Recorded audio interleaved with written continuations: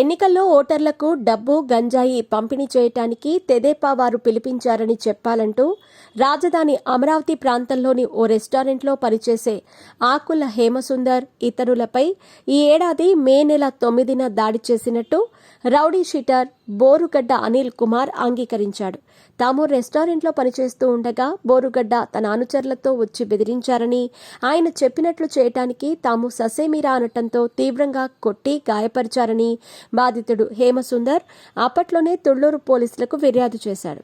గత ప్రభుత్వంలో అనిల్పై పోలీసులు ఎలాంటి చర్యలు తీసుకోలేదని, తనకు న్యాయం చేయాలని బాధితుడు ఇటీవల ఫిర్యాదు చేయడంతో తుళ్లూరు పోలీసులు ఆ కేసు దర్యాప్తు ప్రారంభించారు. బోరుగడ్డను అరెస్ట్ చేసి రాజమహేంద్రవరం కేంద్ర కారాగారంలో జ్యుడిషియల్ రిమాండ్లో ఉంచారు. మంగళగిరి కోర్టు అనుమతితో తుళ్లూరు పోలీసులు సోమవారం ఉదయం రాజమహేంద్రవరం నుంచి బోరుగడ్డ అనిల్ను తీసుకొచ్చి విచారించారు.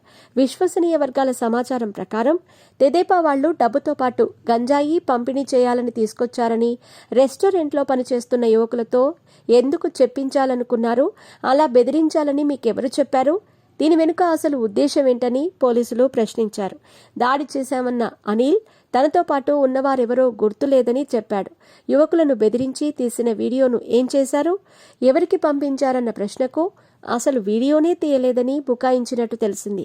వీడియో తీయలేదంటున్నారు కదా, విచారణ కోసం మీ ఫోన్ ఇవ్వాలని పోలీసులు అడగ్గా అప్పట్లో వాడిన ఫోన్ లేదని సమాధానం ఇచ్చినట్టు తెలిసింది. విచారణ సమయంలో తనకు ఆరోగ్యం బాగా లేదని అనిల్ చెప్పగా పోలీసులు తుళ్లూరు ప్రాంతీయ వైద్యశాలకు తీసుకెళ్లి పరీక్షలు చేయించారు. తుళ్లూరు పోలీసులు మంగళవారం తనను మరో కేసులో విచారించనున్నారని, అనారోగ్యం దృష్ట్యా ఆ విచారణకు హాజరు కాలేనని వాయిదా కావాలని అతడు కోరాడు. అనారోగ్యానికి గురైనట్టు వైద్యులు నివేదిక ఇవ్వలేదని, విచారణ వాయిదా వేయలేమని న్యాయమూర్తి చెప్పారు. అనంతరం అతడిని రాజమహేంద్రవరం జైలుకు తరలించారు.